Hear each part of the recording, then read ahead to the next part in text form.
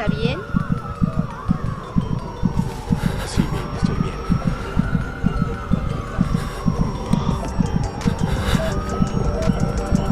Oficial, pida una ambulancia.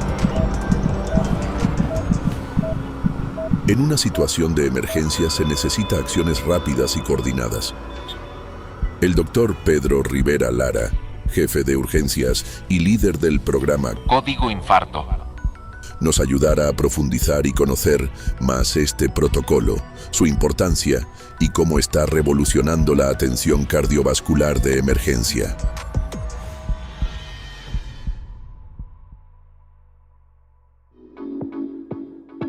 Esto es A Tu Salud.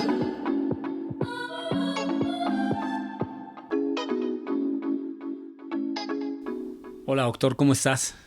Bien, muchas gracias, muy amables por la invitación y aquí con el gusto de poderlos acompañar. Doctor, hablábamos en la introducción acerca de este padecimiento que creo que todos hemos visto en las películas, en las series y sobre todo en las telenovelas, ¿no? Aquellas personas que se agarran el pecho, empiezan a hacer gestos así como de mucho dolor y de repente se desploman. Dicen que eso es un infarto. ¿Qué es un infarto? Y sobre todo, ¿qué es un infarto al corazón? Me imagino que nada más le pega al corazón, ¿o no? Bueno, de hecho el infarto puede ser en diferentes partes de nuestro cuerpo, a nivel cerebral, en una pierna, en un brazo, e incluso en el sistema digestivo. Entendamos por infarto como la ausencia de flujo sanguíneo en un territorio de nuestro organismo, específicamente estructuras de las cuales funcionalmente dependemos. El sistema que lleva la sangre es el sistema circulatorio.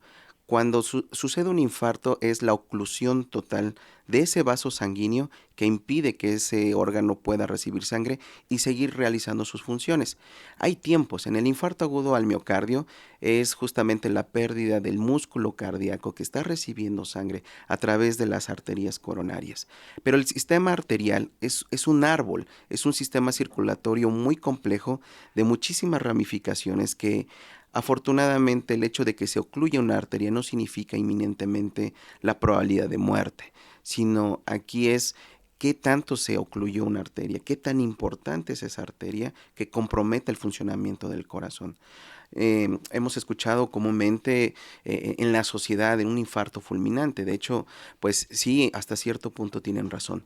El 85% de los casos de una muerte súbita en la vía pública es por un infarto agudo al miocardio que no tuvo la oportunidad de una atención médica. Okay. Pero si hablamos en el resto de los pacientes, un dolor en el pecho, como lo has bien comentado, donde el paciente tiene esa sensación de muerte inminente, que está sudando frío, pues bueno, ese dolor o esa opresión en el pecho se viene acompañado de otros síntomas, como la falta de aire, justamente esa sensación de querer respirar un poco más profundo y que el paciente pues necesita ayuda, una atención médica.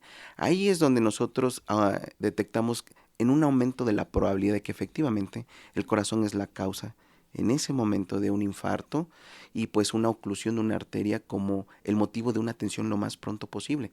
Entonces podemos decir que el infarto es la pérdida de la función de manera súbita por una oclusión de una arteria de nuestro corazoncito. Y esto va a hacer que nos sintamos muy mal y que ahí, si no nos atendemos, aumente la probabilidad no solamente de perder la vida, sino que si salimos adelante, conforme más tiempo se prolongue la atención, de quedar con cierta discapacidad funcional. Y entonces nuestra vida va a cambiar. Entonces es muy importante que el infarto se identifique, pero saber que hay causas que nos llevaron a esto. Técnicamente es la etapa final de la enfermedad de la aterosclerosis, que es el depósito de grasa, lo más común. Que se nos llenen las arterias de grasa, que las vayan ocluyendo y al final, como evento culminante, es que se ocluyan con un coágulo, pero el contexto es que se llenan de grasa y van desarrollando síntomas, solo que no las sabemos expresar con el médico cuando vamos o hagamos una revisión por algo que yo no me sienta bien. Qué bueno que toca ese punto. Primero, esa oclusión es lo que normalmente y coloquialmente decimos se te taparon las arterias, ¿no? Es esa parte. Y luego la otra, que hablaba usted de esos síntomas, doctor, creo que muchas ocasiones confundimos o podemos confundir esta parte de la falta de aire con la ansiedad, me imagino, ¿no? Que de repente dicen, es que tengo ansiedad y entonces me cuesta agarrar aire, ¿no? esa también podría ser entonces una señal, una bandera roja. Si yo de repente tengo mucha dificultad para respirar, pues tendría que preguntarle a mi doctor que me haga un estudio o algo así, ¿no? Y la otra, como decía usted, el dolor de pecho, que bueno, yo creo que ya es el más fuerte, pero hay sudoración, hay no sé si haya mareos o no sé. ¿Cuáles son los síntomas de este tipo de padecimiento? Aparte lo que me comentaba usted del dolor de pecho y a lo mejor el no alcanzar el aire. Claro, sí, algo bien interesante. Estamos viviendo una época justamente después de la pandemia de COVID-19. Una de las causas de visita al médico es la falta de aire o la sensación de opresión en el pecho. La ansiedad es justamente lo que nos dejó la pandemia. El encierro, el confinamiento, hasta cierto punto, con todas estas nuevas medidas de entretenimiento, las nuevas generaciones, hablamos antes de los 40 años, son un poquito con la tendencia de ser precipitados en algunas condiciones de salud, quieren saber todo rápido, hay un poquito de sensación de tener esa inmediatez en la respuesta de las cosas y cuando no se dan, pues empezamos a tener un poquito de alteración en nuestro estado emocional. Entonces eso cada vez lo vemos más frecuente, menos tolerancia hasta ciertas frustraciones y que nuestra población joven trabajadora, cuando en las condiciones laborales, en las condiciones familiares, en las relaciones de pareja, las cosas no salen bien, justamente estos son los síntomas que se logran despertar. Vemos más frecuentemente este tipo de eventos que les genera esa inquietud de poder ir al médico y decir cómo me siento, cómo estoy, mi corazón está sufriendo. Entonces, pues bueno, nosotros los cardiólogos recibimos a estos pacientes y pues les hacemos su electrocardiograma, pero hay un contexto de fondo. No viene solo, no todos los pacientes desarrollan esta ansiedad, estos síntomas de falta de aire, estos dolores que algunos lo expresan como piquetes, dolor punzante, que son de unos cuantos segundos, sino que hay que identificar qué nos está trayendo al médico a este paciente.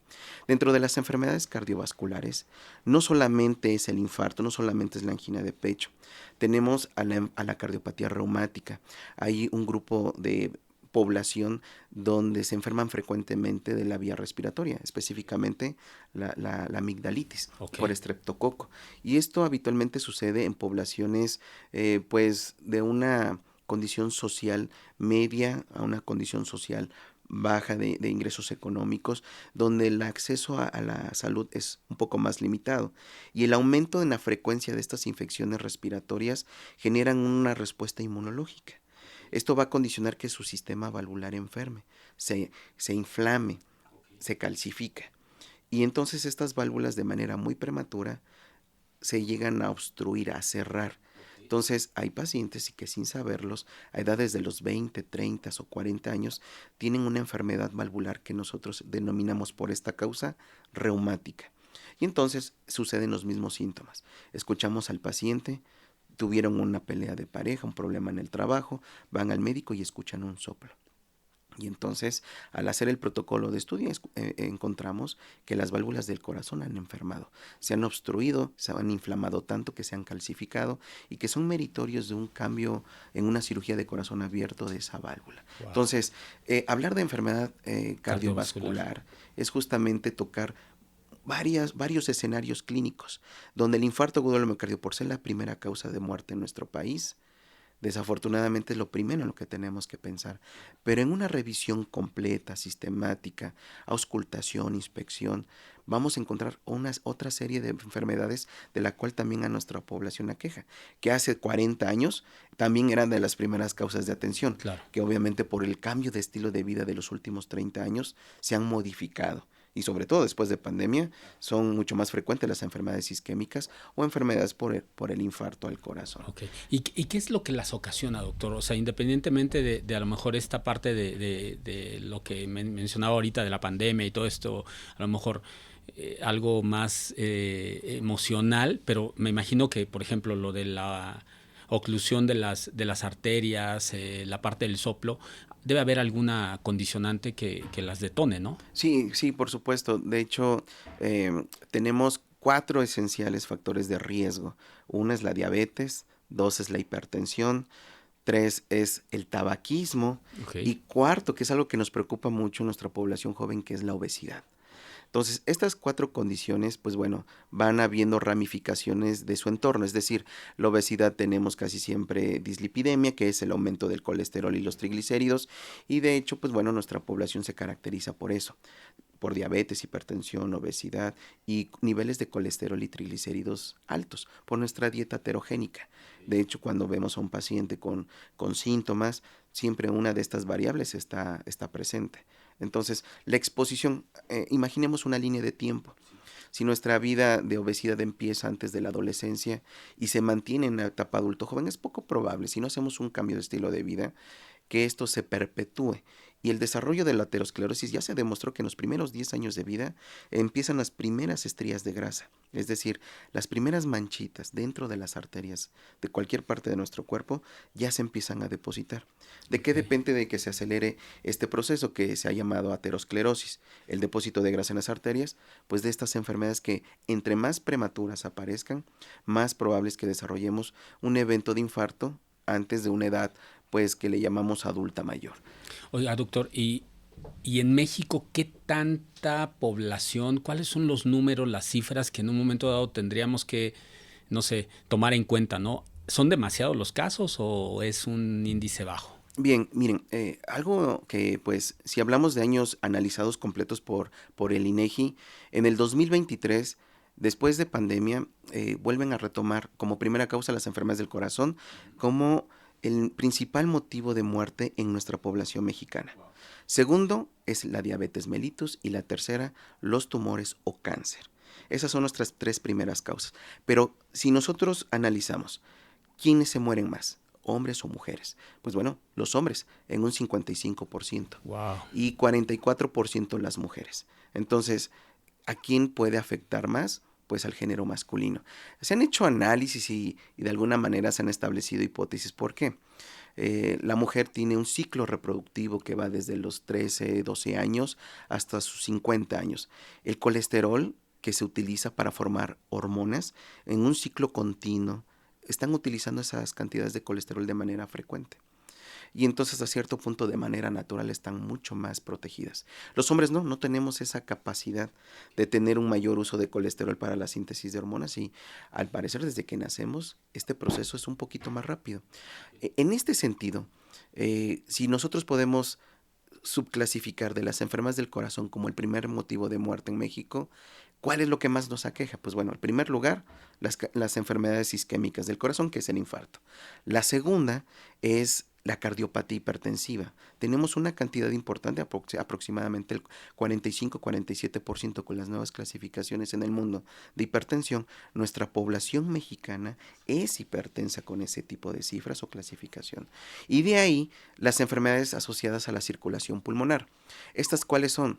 Aquellos pacientes que desarrollan hipertensión entre corazón y pulmón, que pueden ser por nuestras abuelitas, abuelitos y la población que todavía vive en esas zonas rurales con gran exposición a humo de leña, también aquellos expuestos a solventes, a la combustión de carbón, a la combustión de petróleo, todo ese tipo de población expuesta desarrolla enfermedad pulmonar obstructiva crónica.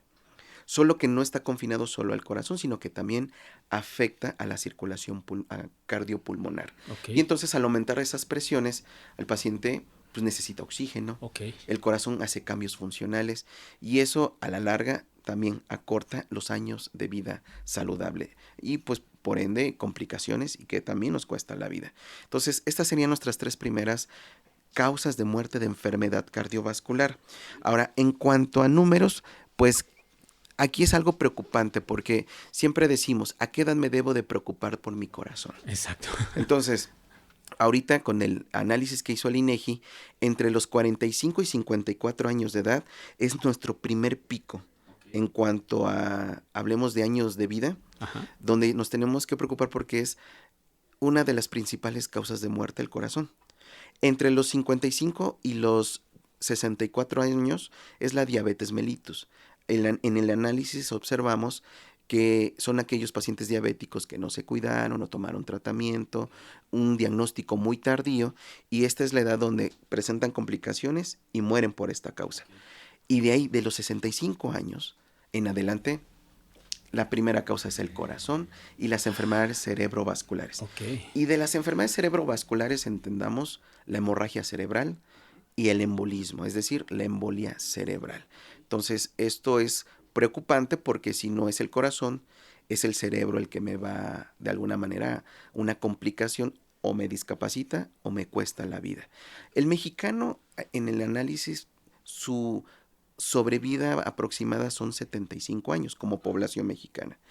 A los 78 años la mujer y los 72, 73 años el hombre. O sea, el hombre Entonces, muere más joven. más temprano, Ajá. y somos los que nos morimos más. Ok. Entonces, en realidad tenemos que enfocar nuestra energía en todos, pero estamos viendo que nuestra población masculina, un infarto es más fatal.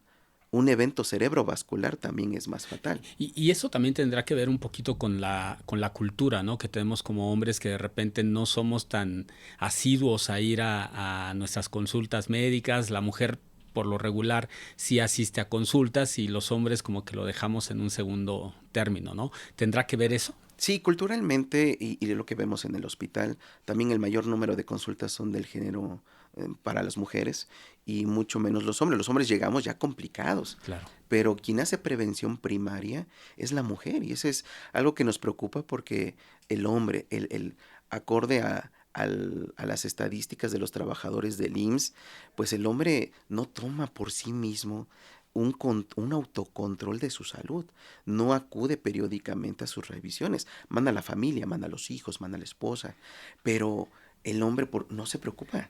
El clásico, ve y atiéndete, ¿no? Y yo después voy cuando Ajá. me sienta mal. Sí. Pero entonces, cuando ya me siento mal, ya esa prevención primaria terminó.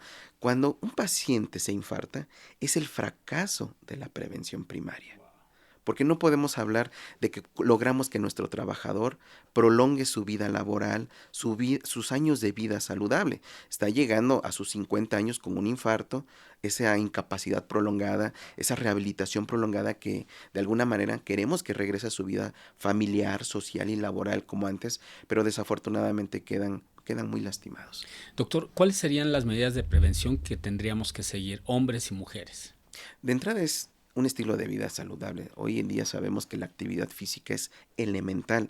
De hecho, pues el tener una alimentación balanceada y estilo de vida saludable contribuye entre un 30 y 40% a preservar nuestra salud.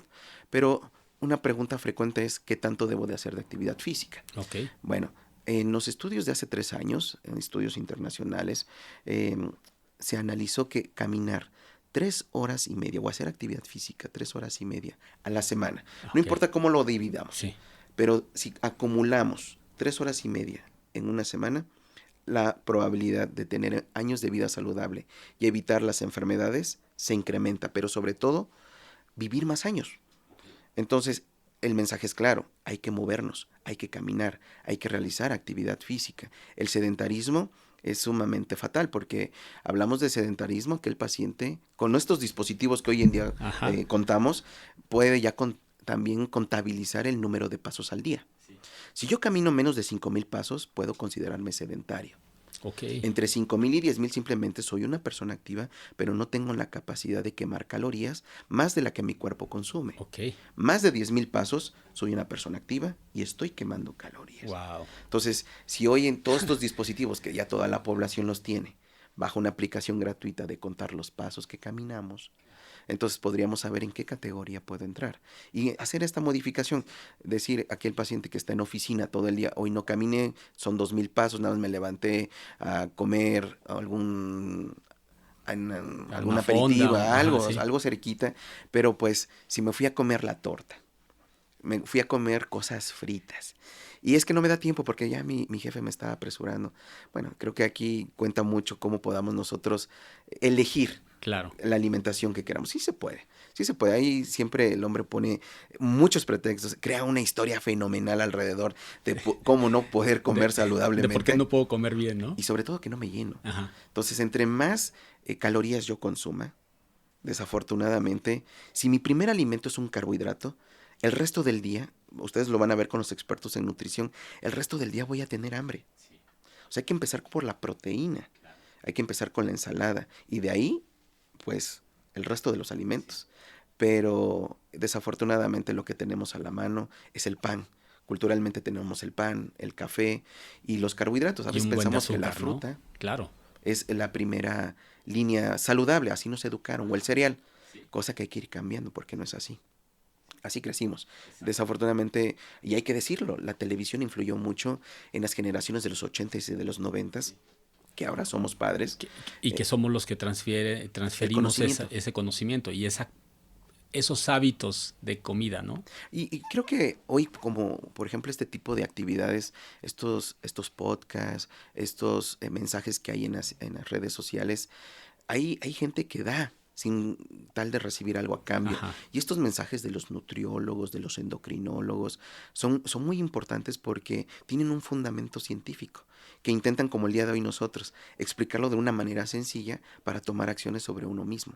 Y la prevención es la medicina más barata, porque comer saludable y hacer actividad física, pues la verdad nos va a evitar medicamentos de alto costo y sobre todo el resto de nuestra vida depender de ellos. Y es súper importante esta parte de la prevención, pero lamentablemente, doctor, pues muchos de nosotros no hemos tenido unos hábitos muy saludables hasta la fecha, ¿no?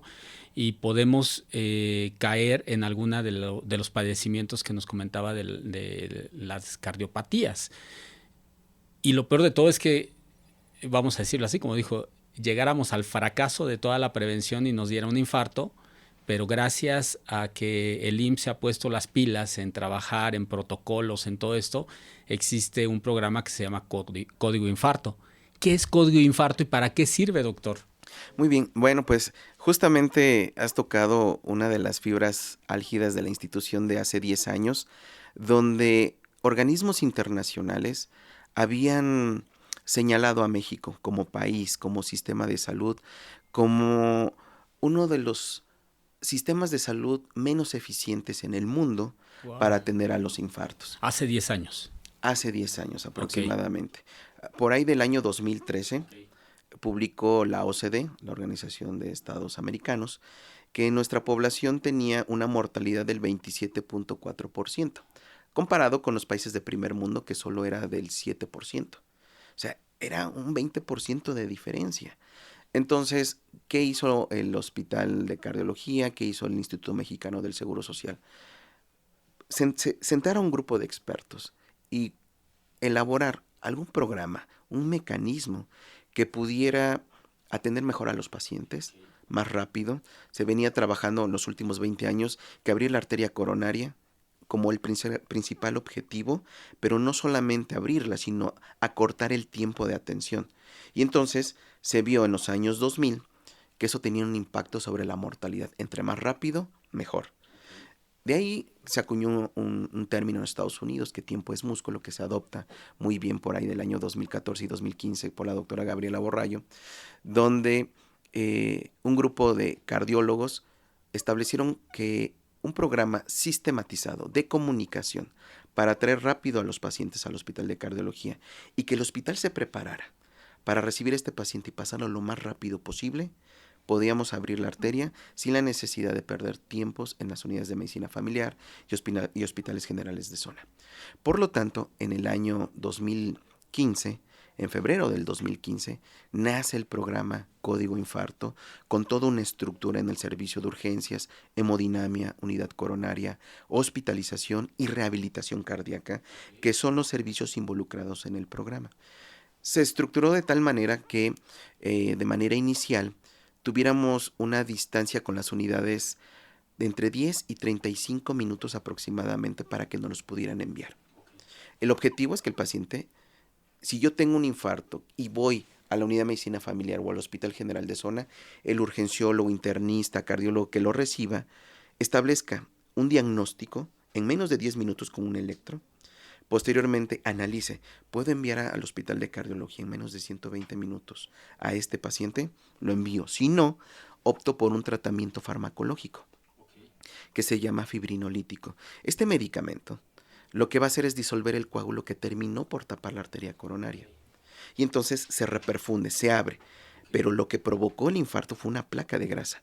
El interior está lleno de grasa y eso se tiene que abrir. Para eso es el cateterismo cardíaco, para eso va al hospital de cardiología. Y el objetivo es que sea en menos de 120 minutos. Si van a cualquiera de las unidades de medicina familiar o hospitales generales de zona, están coordinados para llegar con nosotros en menos de ese tiempo.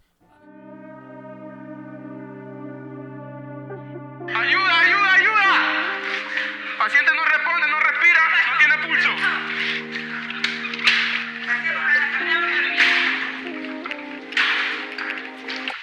Esta escena es una urgencia que se puede presentar en cualquier momento. Se trata de un paro cardíaco. Nuestro verdadero enemigo aún no ha mostrado su rostro.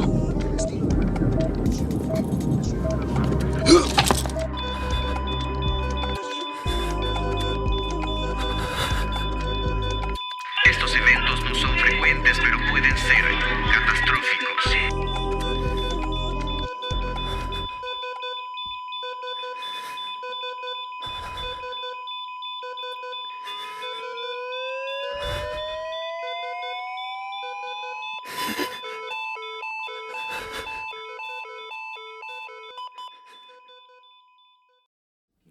A ver, doctor, para ponerlo así en términos prácticos, toco madera, pero vamos a pensar que yo saliendo de aquí de la entrevista voy caminando y tengo este dolor en el pecho y me alcanzan a llevar a urgencias o al consultorio médico que tenemos aquí de trabajo y detectan que sí era un infarto. En ese momento, inmediatamente, el código infarto se activa y ellos empiezan a trabajar en revisar qué es lo que ocasionó y si es un infarto en un momento dado con un electrocardiograma, ¿sí? Es correcto. El electrocardiograma se te tiene que tomar en menos de 10 minutos. En menos de 10 minutos. Una vez que vean en el trazo del electrocardiograma, establecen el tiempo cero. Ok. Y el tiempo cero es el diagnóstico del infarto agudo al miocardio. En ese momento llaman al hospital de cardiología y nosotros recibimos la información. Te lo aceptamos inmediatamente, el tiempo de atención es entre 3 y 5 minutos para darte una respuesta. Y te digo, tráemelo en estas condiciones seguras, traslado seguro, que es uno de los programas prioritarios. Y entonces te van a trasladar en una ambulancia de tu unidad al hospital de cardiología. Una vez llegando al hospital de cardiología, yo tengo que activar el sistema hospitalario para que puedas pasar a una sala de cateterismo y te abran la arteria en menos de 90 minutos e idealmente en menos de 60 minutos. Ahorita nuestros tiempos rondan entre los 20 y los 40 minutos. Una vez que tú llegas al hospital de cardiología, estamos listos para recibirte, porque ya me notificaron desde la clínica, desde el Hospital General de Zona, que ya vienes en camino. Y entonces yo tengo que estar listo y preparado con toda la unidad. Ese es el programa. Toda la unidad. Toda Empezando la unidad. Desde urgencias. Vigilancia, digamos, el policía. El policía está por enterado que una ambulancia que llegue tiene que pasarlo, abrirle la puerta de manera inmediata al área de recepción o triage que le llamamos de urgencias, pero el cardiólogo ya sabe que estás en camino. Pasas directamente a una cama asignada para el programa Código Infarto y en el hospital se activa una alerta de sonido donde el código infarto ya se encuentra en urgencias. Entonces, inmediatamente la sala de hemodinamia se comunica con nosotros para solicitarte y pases a una sala de cateterismo. Porque cuando saliste de tu unidad, nos avisaron de que ya venías en camino y preparamos todo. Tenemos un área de cateterismo disponible, la sala de urgencia está preparada para recibirte, prácticamente el equipo listo para atender el infarto. ¿Cuánta gente participa en código infarto? Por ejemplo, en una atención a alguien que tiene un infarto. Bien, si hablamos desde el primer contacto médico, que no sea el hospital de cardiología, sino que sea la unidad de medicina familiar, hablábamos desde el vigilante, la asistente médica, trabajo social, los urgenciólogos que te atienden, las enfermeras y los que te van a transportar, es decir, todo el personal de ambulancia. Eso solo en esa unidad de primer contacto. Ya en el hospital de cardiología es el mismo personal, pero se va agregando el servicio de hemodinamia, que son los cardiólogos intervencionistas responsables de abrirte tu arteria coronaria a través de un cateterismo. No te vas a quedar ahí. Es un procedimiento donde te va a atender un anestesiólogo para que no tengas dolor, ansiedad. y puedas tener un procedimiento donde tu cuerpo entre en calma. Posteriormente te vamos a pasar a una unidad de cuidados intensivos. ¿Para qué? Con el motivo de vigilarte las siguientes 24, 48 horas y que tu infarto no se te complique. Pero hoy en día, a diferencia de los últimos 30 años, se dejaba al paciente acostado y pasaban hasta 2 semanas en un hospital para poder ser egresados. El objetivo es una rehabilitación temprana. El entendimiento de la enfermedad actualmente es que entre más pronto se rehabiliten, mayor recuperación de la función de su corazón. Entonces, la rehabilitación cardíaca empieza desde la unidad de cuidados intensivos y que continúa en hospitalización y cuando eres egresado. Entonces, hablamos de médicos en terapia intensiva también. Hablamos de médicos cardiólogos en hospitalización y todo el equipo de rehabilitación que te está siguiendo durante la hospitalización y que cuando salgas del hospital te va a integrar a un programa donde vas a hacer una prueba de esfuerzo, te van a poner a hacer calistenia, que son ejercicios aeróbicos, te van a reintegrar a la actividad física y al final te van a fortalecer tu corazón con un programa de ergometría que es la bicicleta. Pero a la par te van a dar alimentación. Desde que llegas al hospital te vamos a educar, que es un infarto, a ti y a tu familia, durante el proceso de estancia hospitalaria, y cuando sales del hospital entenderás por qué te pasó y cómo te vas a cuidar. Qué interesante, porque normalmente dejamos primero de lado al familiar. Aquí lo integramos, pero también esta parte educativa que le dan al paciente y a la familia de por qué te sucedió y cuáles serían los cambios o las modificaciones que tenemos que tener de hoy, vamos a decir, del día 1, porque ya hubo un día 0 que fue donde me dio el infarto, y ahora que es el día 1 de mi nueva vida, ¿qué es lo que tengo que hacer, verdad? O sea... Sí, es correcto. De hecho, es donde nosotros podemos dividir que el código infarto, cuando nace en febrero del 2015, tiene 2 etapas. La etapa de su creación y de implementación en las unidades médicas de la Ciudad de México y que se llevó a otras unidades del país que también se están implementando. Ve la complejidad hospitalaria que involucra. No solamente es el que recibe al paciente para abrirle con un cateterismo la arteria, sino la comunicación y la estrategia que debe de haber en su entorno con las otras unidades. Ahí fue el desarrollo desde el 2015, aproximadamente 2019, cuando se publican estos resultados de la atención. Y observamos que previamente a la implementación de este programa, solo el 34.9% de los pacientes con infartos atendidos recibían una estrategia, ya sea farmacológica, de darle el medicamento y abrirle la arteria, o de pasar a una sala de cateterismo. Posteriormente a la implementación del programa, pasamos a un 71.4%. O sea, el doble. Y esto habla de que todos cooperaron, todos se integraron. Trabajamos en equipo para que esto creciera, pero no solamente creciera en un solo lugar, sino que se extendiera a todas las unidades de nuestro país. Pero llega la pandemia y ahí cambia un poquito todo el asunto, porque sabemos que atendimos prioritariamente a los pacientes graves de infección respiratoria. Pero el Hospital de Cardiología jamás dejó de atender pacientes infartados. Seguimos con este mismo ritmo de atención de los pacientes infartados porque los demás atribuyeron todo su recurso a la atención de estos pacientes con COVID, que era lo que obviamente teníamos que atender. Pero también nosotros nos reconvertimos.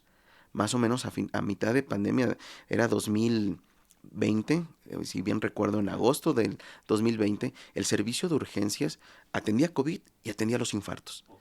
Y no nos detuvimos. Entonces fue un reto, sin duda, pero pues obviamente la pandemia no duró para siempre.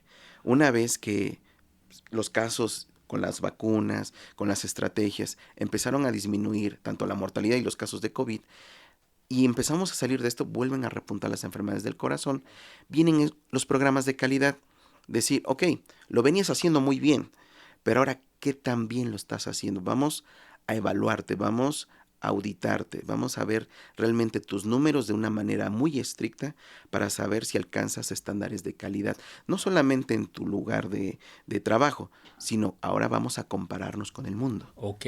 Y ahí es la segunda fase. Ok.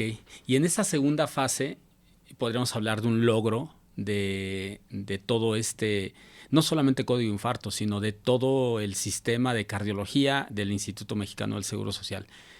¿cuál es el logro que han tenido ahorita? Y lo comentaba usted acerca de este reconocimiento a nivel internacional.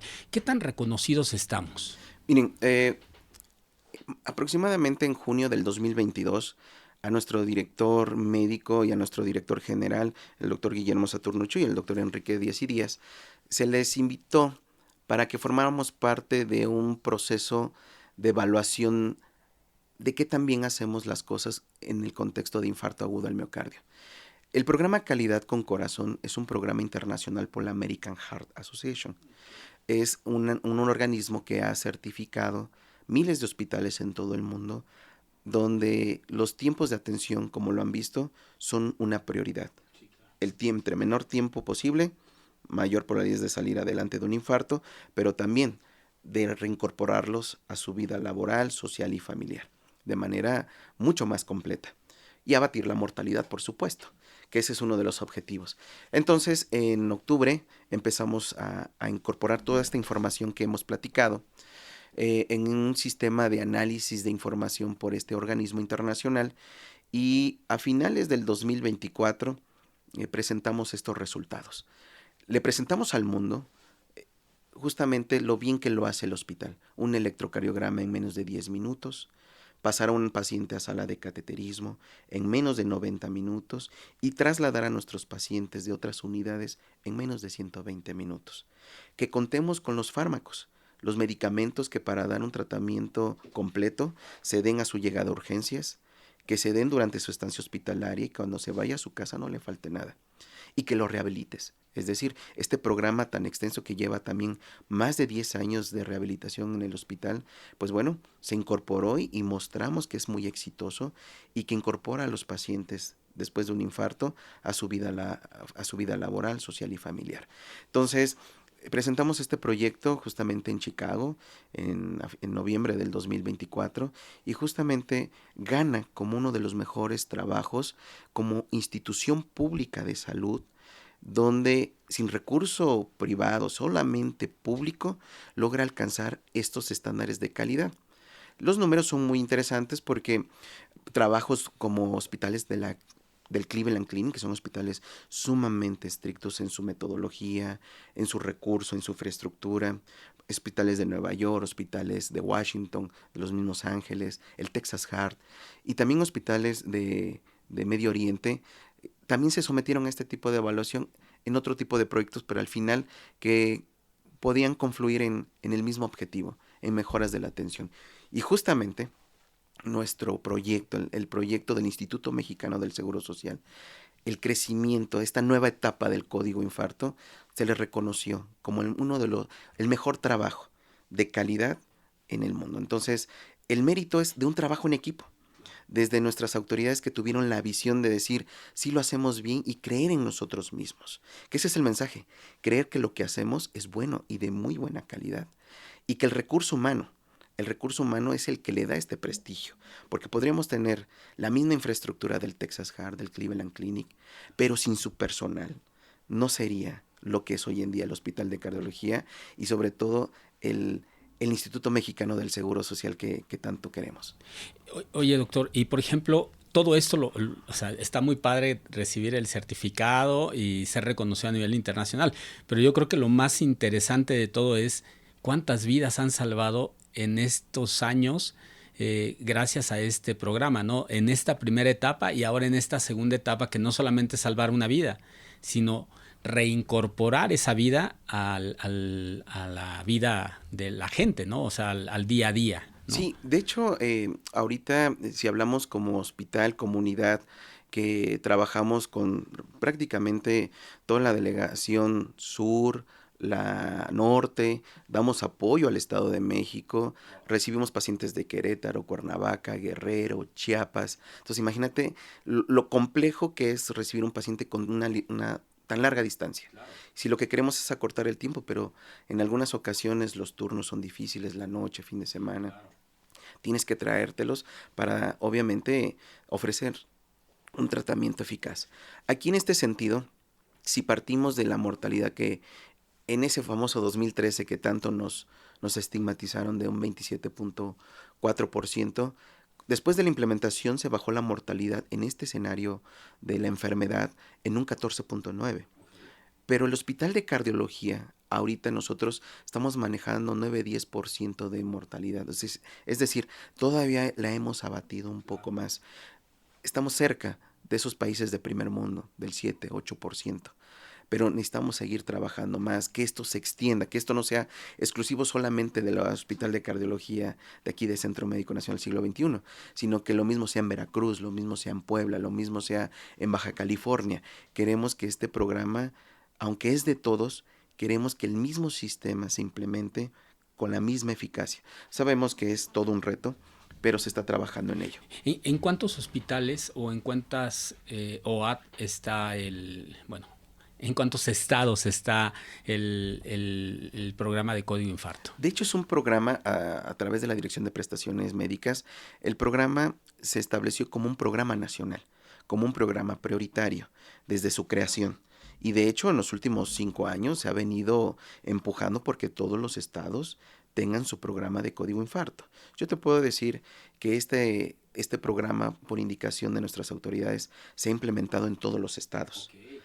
Pero la vigilancia, la supervisión, la rigurosidad de su sistema, pues bueno, nosotros hablamos por lo que hacemos, pero cada unidad es responsable de sus propios números y en algún momento se tendrán que dar esta información de cómo han venido trabajando cada uno de ellos. Ok, perfecto. Oye, doctor, está muy, muy interesante. Fíjate que me surge una duda ahorita que tiene que ver con este punto de, si bien hemos hablado de cómo la gente y cómo, los compañeros del hospital de cardiología son la base y son finalmente la clave de que esto sea un éxito, ¿cómo es la capacitación? Bien, bueno, de hecho, desde que se crea el programa, la capacitación ha sido bien importante. Como escuchaste, todos los pacientes y familiares que llegan por un infarto al hospital tienen una educación, es decir, se les informa a través de trípticos, de información personalizada por el médico, trabajo social, todo lo que tiene que ver en el entorno del infarto. Eso es por parte de la familia y el propio paciente que en su estancia hospitalaria se le educa. Pero el personal médico debe de tener estas bases, tiene que tener esta educación. Desde la creación del programa se estableció que debe tener el personal médico 120 horas al año de capacitación en este tema, en infarto agudo del miocardio. Pero hoy en día lo hemos extendido, tanto el personal de enfermería, trabajo social, asistentes médicas e incluso nuestro personal de TAOT, que recientemente me invitaron a esta capacitación que tuvieron de manera regional de todas las UMAES, nos reunimos para justamente hablar de este tema.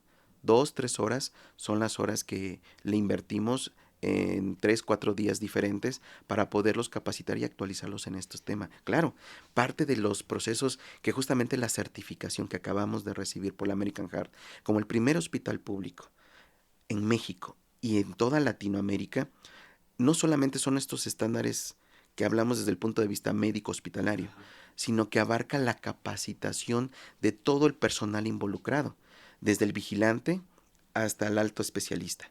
Entonces, aquí el compromiso es muy alto, porque no solamente es conocer el tema, aprenderse los objetivos y de alguna manera ayudar a quien lo necesita, sino también capacitarlos desde el punto de vista de darle ayuda a una persona. Por ejemplo, vigilancia, trabajo social, personal de camillería, personal de enfermería, fueron capacitados en soporte vital básico. Es un curso que habitualmente lo tiene que certificar una institución internacional, nuevamente la American Heart. Estos son entrenamientos y que tienen que reunir las capacidades, no solamente teóricas, sino también manuales, prácticas, donde dar una reanimación, un RCP, una reanimación cardíaca en la vía pública, en la entrada del hospital, en el pasillo, se debe de dar con calidad, pero eficientemente para aumentar la probabilidad de sacar a un paciente en paro respiratorio o en paro cardíaco. Entonces, imagínense, se le tuvo que extender la capacitación de alta complejidad al vigilante y a todo este personal no médico para poder dar un apoyo. O sea, estos programas no solamente te mejoran tus procesos, sino te mejoran la capacitación de tu personal médico y de tu personal no médico. Entonces, esto es a lo que aspiramos y queremos, obviamente, invitar a todas las unidades que se suman a estos proyectos, porque esta es la otra etapa de la certificación.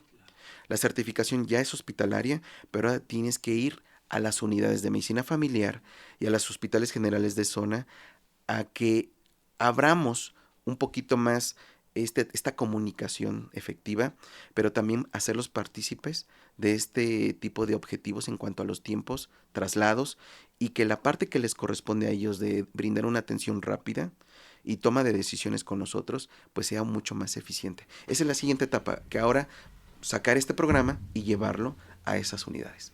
Me ganaste la pregunta, que bueno, ya la contestaste, el futuro de Código Infarto. Doctor, estamos a punto de terminar el episodio. ¿Algo que nos quieras agregar, algo que se haya quedado ahí en el tintero y que digas esto es importante mencionarlo para que toda la gente lo sepa? Bien, pues aquí es remarcar la prevención primaria. Estamos preocupados porque nuestra niñez cada vez es más obesa, es cada vez más sedentaria. Hay, afortunadamente, dentro del Instituto Mexicano del Seguro Social y dentro de los programas de gobierno, incorporación a la actividad física. Vean, al final a alguien se le ocurrió, estos alimentos tienen más sal, tienen más azúcar y más grasa, y entonces ahora yo soy responsable de elegir qué tipo de alimento voy a consumir.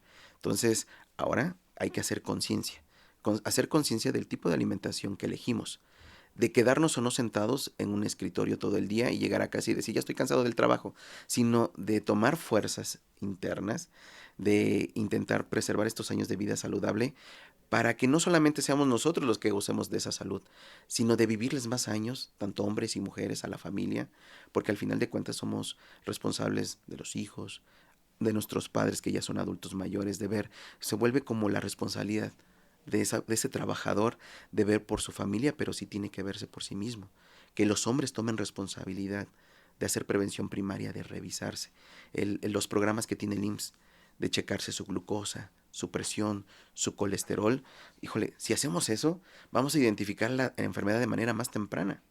Si modifico mi manera de alimentarme, de hacer actividad física, voy a aumentar mis años de vida. Y años de vida saludable. Entonces, es una prevención primaria que no es costosa, que de alguna manera nos hace sentir bien consigo mismos y que pues el mantenernos hasta cierto punto delgados, esto es lo que nos va a llevar a que evitemos estas enfermedades. Ok, doctor, muchísimas gracias, doctor Pedro, por habernos acompañado a este episodio del podcast A Tu Salud. Queridos podescuchas, los invitamos, justo de lo que acaba de hablar el doctor Pedro, los invitamos a que escuchen el episodio anterior. Hablamos de Centro de Seguridad Social y Unidades Deportivas del IMSS, que justo nos hablan de todas esta gama de posibilidades que tenemos para mantenernos activos, tener actividades recreativas, culturales, deportivas, incluso capacitación para el trabajo. Entonces, ahí échenle una escuchadita el podcast anterior, y en este pues nos vamos con esta concientización de tener un estilo de vida saludable, actividad física, una buena comida balanceada, pero ojo, siempre de la mano de un experto. Vayan, por favor, con su médico de su unidad de medicina familiar o su médico de confianza, platiquen con él y díganle, tengo esta inquietud, ¿no? O sea, estaré bien, estaré mal, si de repente sienten alguna alerta que tengan en su, a lo mejor dolor de pecho, o que tengan a lo mejor un poquito de dificultad para respirar, o que se nos dificulta subir escaleras, no lo dejen, de verdad, vayan con su médico, platíquenlo.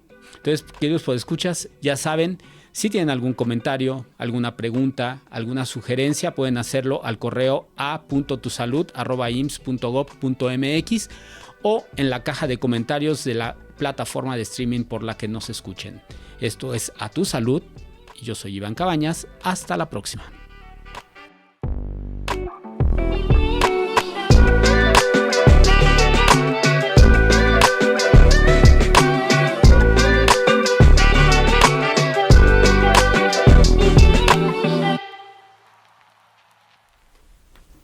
El podcast A Tu Salud es una producción de la Unidad de Comunicación Social del Instituto Mexicano del Seguro Social.